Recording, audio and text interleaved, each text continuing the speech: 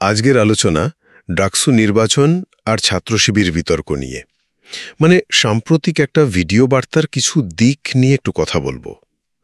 তো ব্যাপারটা হলো, সম্প্রতি এক ভিডিওতে একজন বক্তা ঢাকা বিশ্ববিদ্যালয়ের স্টুডেন্টদের বলছেন ছাত্র শিবিরকে ফ্যাসিস্ট তকমা দিয়ে ভোটে হারিয়ে দিতে। এটা নিয়ে বেশ কথাবার্তা হচ্ছে, বুঝতেই পারছেন। চলুন একটু ঠান্ডা মাথায় এর যুক্তিগুলো দেখি। প্রথমত, বক্তা শিবিরকে ফ্যাসিস্ট বলছেন কারণ বলা হচ্ছে তারা নিজেদের মতবাদ চাপিয়ে দিতে চায়। কিন্তু একটু ভাবুন তো, গণতান্ত্রিক নির্বাচনে অংশ নেওয়া, এটাকে কি আসলেই মত চাপিয়ে দেওয়া বলা যায়? মজার ব্যাপার হলো, বক্তা নিজেই তো ভোটের মাধ্যমেই তাদের হারাতে বলছেন, তাই না? সাধারণত কিন্তু ফ্যাসিস্ট দলগুলো ক্ষমতা পেলে গণতান্ত্রিক প্রক্রিয়াটাই নষ্ট করে দেয়। সেরকম কিছু তো এখানে প্রমাণ নেই। দ্বিতীয়ত, একটা অভিযোগ এসেছে যে বক্তার সমালোচনার জবাবে অনলাইনের খুব বাজে আক্রমণ করা হয়েছে, যেটা অবশ্যই ঠিক না, খুবই নিন্দনীয়।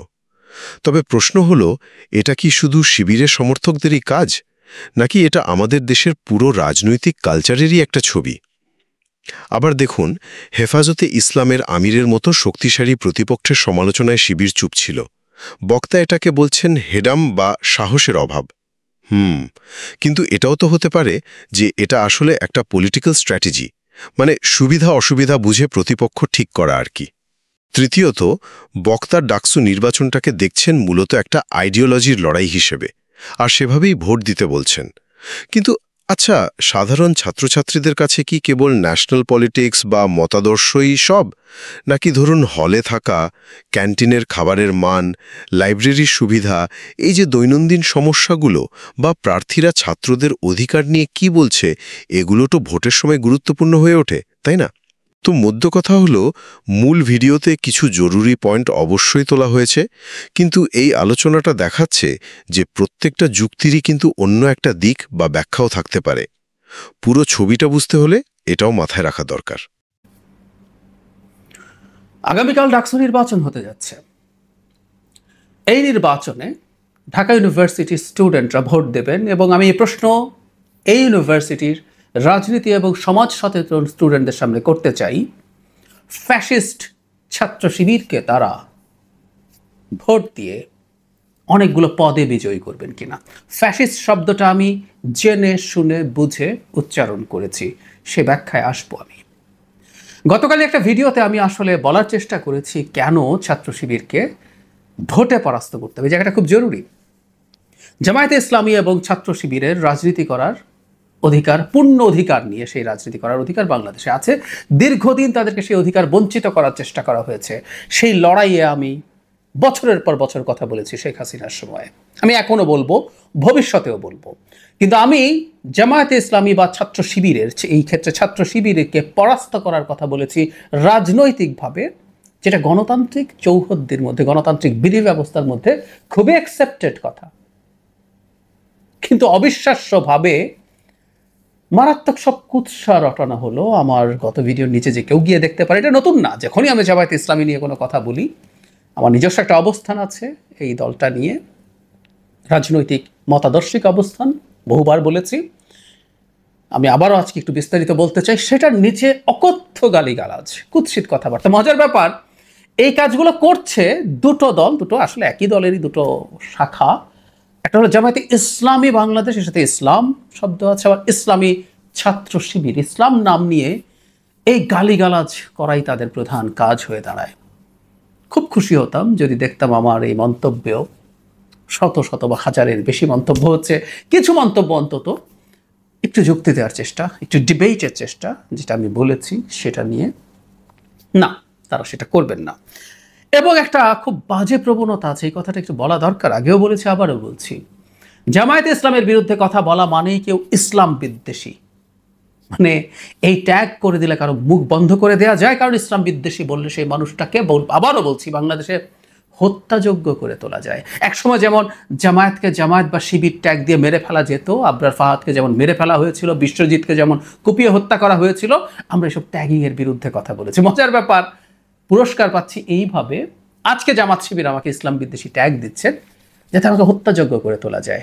মজার ব্যাপার, আবারও বলছি, প্রচুর মজা, জাহেদকে পাওয়া যায়, তাকে কুপিয়ে মেরে ফেলা বা কোনোভাবে আক্রান্ত করার চক্রান্ত করা যায়, কারণ সে দুর্বল, তার অনেক বড় কোনো শক্তি নাই যে পাল্টা কিছু করবে। না হলে আমি যদি বলি হেফাজতে ইসলামের আমিরকে ইসলাম বিদ্বেষী ট্যাগ দেয়া হয় না কেন, তার বিরুদ্ধে কথা বলেন না কেন?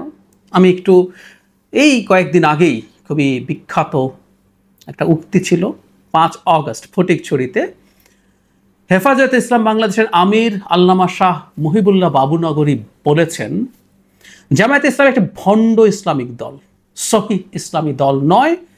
তারা মদিনার ইসলাম নয়, বরং মওদুদির ইসলাম কায়েম করতে চায়। মওদুদির মতাদর্শ অনুসরণ করলে ঈমান থাকবে না। আমি আবারও পড়ি, জামায়াতে ইসলাম একটি ভণ্ড ইসলামী দল, সহিহ ইসলামী দল নয়। তারা মদিনার ইসলাম নয়, বরং মওদুদির ইসলাম কায়েম করতে চায়। মওদুদির মতাদর্শ অনুসরণ করলে ঈমান থাকবে না। অত্যন্ত কঠোর মন্তব্য আছে চরমোনাইয়ের পীরদের, মানে ইসলামের জন্য জামায়াতের চাইতে বড় কোনো শত্রু নাই ধরনের কথাবার্তা। আচ্ছা, এই যে হেফাজতের আমির, অত্যন্ত বড় একটা পজিশন, খুবই বড় আলেম, তো উনি যখন জামাতকে এটা বলছে, উনিও তো ইসলাম বিদ্বেষী, কারণ জামাতের ইসলামের সাথে যে ইসলাম আছে এটাই প্রধান ইসলাম, জামাতের সব বিরোধিতা করা মানেই ইসলাম। উনি ভণ্ড বলছেন এবং এটা কোনো ইসলাম না বলছেন, তার বিরুদ্ধে বলা হয় না, কারণ হেফাজতের বিরাট শক্তি আছে, ওর সাথে সংঘাত লাগার হ্যাডাম জামাতের নাই, শিবিরেরও নাই। আমরা বুঝি ইসলামী আন্দোলনেরও বিরাট সংগঠন আছে, তাদেরকেও সেই ট্যাগ করতে যাচ্ছেন না, কারণ ওই হ্যাডাম তাদের নাই, ওটা লাগতে গেলে তাদের ঝামেলা আছে, বুঝি। আমি খুব অবাক হয়ে যাই একটা জিনিস, যে কারণে বলছি এটা একটা ফ্যাসিস্ট সংগঠন। মানে এই দেশের সব মানুষকে কি জামাত বা শিবিরকে সমর্থন করতে হবে? কেন? একটা গণতান্ত্রিক দেশে কেন সেটা করতে হবে? আপনি যদি অতি ভালো কিছুও হয়ে থাকেন, অতি ভালো কিছুও হয়ে থাকেন, আপনাকে কেন সমর্থন করতে হবে? কারণ যদি মনে হয় আমি সমর্থন করবো না, করবো না। This is what democracy is. 70-এর নির্বাচনে, এটা অবশ্য জামাত এই যুক্তি নেবে না, তারপর আমি যারা জামাত নন, শিবির নন, তাদেরকে বলছি, 70-এর নির্বাচনে 6 দফার ভিত্তিতে মুজিব যখন পাকিস্তানের প্রাইম মিনিস্টার হতে চাইলেন এবং 6 দফার ভিত্তিতে একটা নতুন সংবিধান তৈরি করবে বললেন, বাস্তবে কি করতে, ইজ এ ডিফারেন্ট ডিবেট। এটা করার মাধ্যমে তিনি পূর্ব পাকিস্তানের শোষণ বঞ্চনা দূর করবেন, এইরকম একটা ভোটের ক্যাম্পেইন করলেন। সেই ভোটে অবিশ্বাস্য ফল হলো। বলা হচ্ছিল ওই নির্বাচনে কলা গাছ দাঁড়িয়ে কলা গাছ জিতে গেছে। পূর্ব পাকিস্তানের কথা বলছি। পূর্ব পাকিস্তানের একটা বা দুটো বাদে প্রত্যেকটা সিট, শুধুমাত্র পূর্ব পাকিস্তানের সিট পেয়েই রীতিমতো সংখ্যাগরিষ্ঠ হয়ে গেছে শেখ মুজিবুর রহমানের দল আওয়ামী লীগ। সেই নির্বাচনে পপুলার ভোটের 74% পেয়েছিল আওয়ামী লীগ, 26%, মানে মোর দেন 1/4 নৌকাকে ভোট দেয় নাই। মুজিবের মতো ওই সময় জনপ্রিয় নেতা খুব কম ছিলেন, কিন্তু 1/4 অফ দ্য পিপল তার এই ন্যারেটিভ গ্রহণ করে নাই, ভোট দেয় নাই।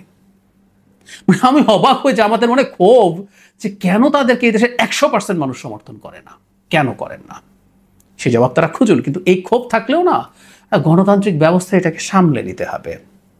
তারা অতি ভালো, তারা সৎলোক, তারা সৎলোকের শাসন চান, সৎলোকের শাসন কায়েম করবেন, তারা দুর্নীতি করবেন না।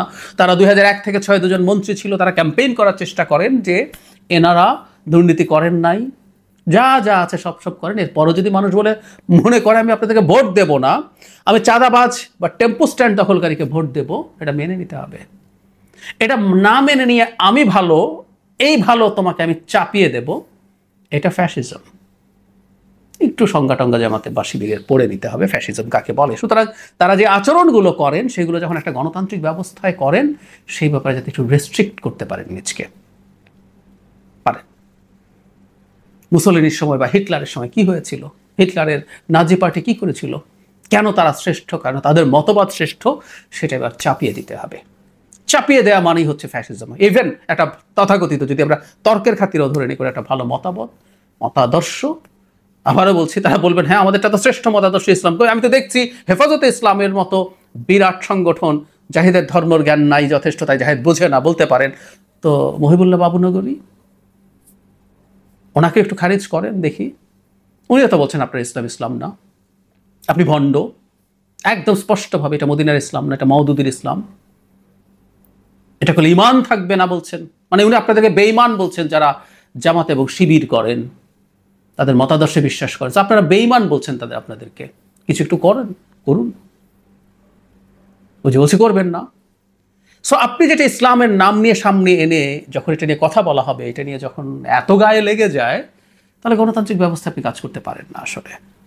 একসময় আপনারা বিপ্লবের কথা বলতেন, আমরা যখন কলেজে পড়ে, আমি সেই কলেজে বলেছি, আমি শিবির দেখেছি, তখন স্লোগান হতো বিপ্লব বিপ্লব, ইসলামী বিপ্লব। এখন আবার তা বলছেন না। একটু বিপ্লব টিপ্লব করে আপনারা এটা জায়েজ করুন, না হয় গণতান্ত্রিক ব্যবস্থার মধ্যে থেকে গণতান্ত্রিক ব্যবস্থার মতো করে চলতে হবে। আমি গালিগালাজ নিয়ে সমস্যা দেখি না, তারা টেরও পান না সম্ভবত, যেটার মাধ্যমে তারা তাদেরকে কত নিচে নামিয়ে আনেন। যে দলটা ইসলামী ছাত্র শিবির বা জামায়াতে ইসলামী, ইসলাম নিয়ে মানুষকে গালিগালাজ করেন, সেই দল আসলে আদৌ ইসলামের আশপাশে আছে কিনা এর মাধ্যমে এই প্রমাণ দিয়ে দেন, এতে কোনো সন্দেহের কিছু নাই। এই দলটা ফ্যাসিস্ট, এই দলটা ফ্যাসিস্ট, এই দলটা ফ্যাসিস্ট আচরণ করবে। আমরা এক ফ্যাসিস্ট সরিয়েছি, আরেক ফ্যাসিস্ট সুন্দর একটা সফটার অ্যাটিটিউড সামনে রেখে আসলেই বিশ্বাস করতে হবে তা না। ক্ষমতায় যাওয়ার আগে ফ্যাসিস্টরা এই রকম আচরণই করে, আসলে মানুষকে ভোলানোর চেষ্টা করে, ভুলিয়ে ক্ষমতায় যাওয়ার চেষ্টা করে, এবং একবার ক্ষমতায় যদি যায়, যেতে পারে, তখন সে তার আসল চেহারা মানুষের সামনে প্রকাশ করে দেয়। এই ঘটনা তারা করছেন, এই ঘটনা তারা ঘটাচ্ছেন। সুতরাং ঢাকা ইউনিভার্সিটির স্টুডেন্টদের মনে রাখতে হবে, আবারও বলছি, এটা একটা মতাদর্শিক লড়াই। যারা নির্বাচন করছেন ব্যক্তিগতভাবে তাদেরকে কাউকে কাউকে ভালো লাগতেও পারে, কিন্তু তারা মনে রাখবেন তারা আসলে একটা মতাদর্শকে ভোট দিচ্ছেন। তাদের ভোটে যদি এনারা জিতে যান, এদেশের স্বাধীনতা, এদেশের জন্ম হওয়ার সময় যারা সব রকমভাবে বিরোধিতা করেছেন, তাদের মতাদর্শকে জিতিয়ে দেওয়া হয়। এবং ইসলামের নামে একটা কথা মনে রাখতে হবে, ইসলাম আর ইসলামিজম একই জিনিস না, হিন্দু ধর্ম এবং হিন্দুত্ববাদ একই জিনিস না। অথচ আমাদের সামনে জামাত এটা পোট্রে করার চেষ্টা করে জামাতের ইসলামী ইসলাম না, দুটো দুই জিনিস। পলিটিক্যালি যখন কোনো কিছুকে ব্যবহার করা হয় সেটা ভিন্ন জিনিস হয়ে যায়।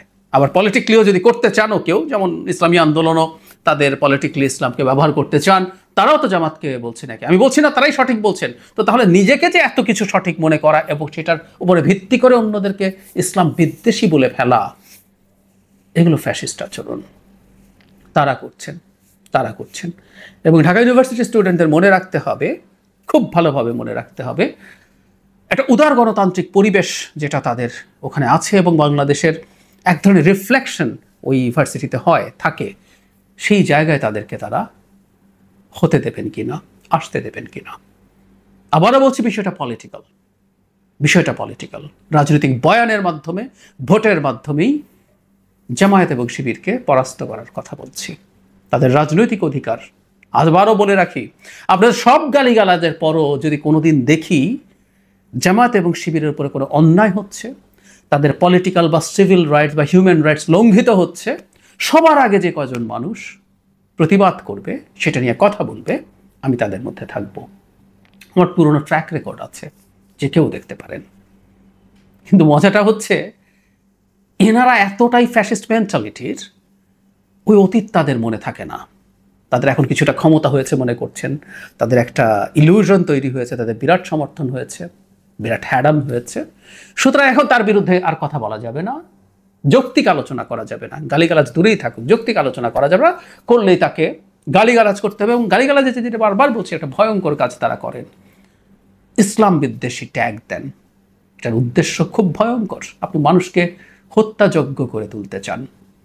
এই বিভৎস রাজনীতির বাংলাদেশের মাটিতে কিভাবে চলবে, এটা জনগণকে সিদ্ধান্ত নিতে হবে। আবারও বলছি, সেটা পলিটিক্যালি এবং ভোটের মাধ্যমে।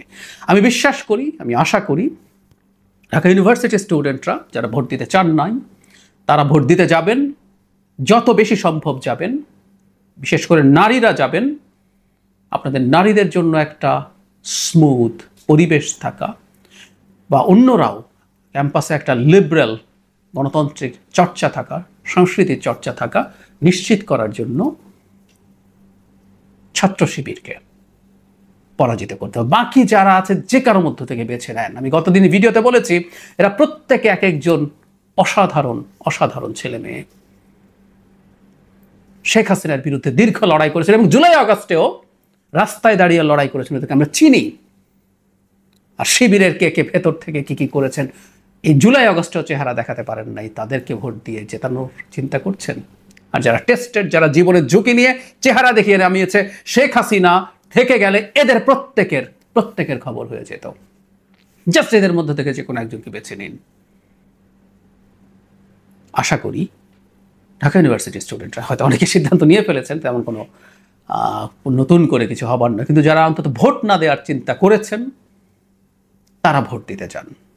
এবং ভোট দেওয়ার ক্ষেত্রে আমার কথা হলো গ্রহণ করতেই হবে তা বলছি না, বিবেচনায় রাখুন, চিন্তা করুন, বা যারা সিদ্ধান্ত নিয়েছেন তাদেরকেও যদি শুনে থাকেন তারা চিন্তা করুন, বিবেচনা করুন, তারপর সিদ্ধান্ত নিন।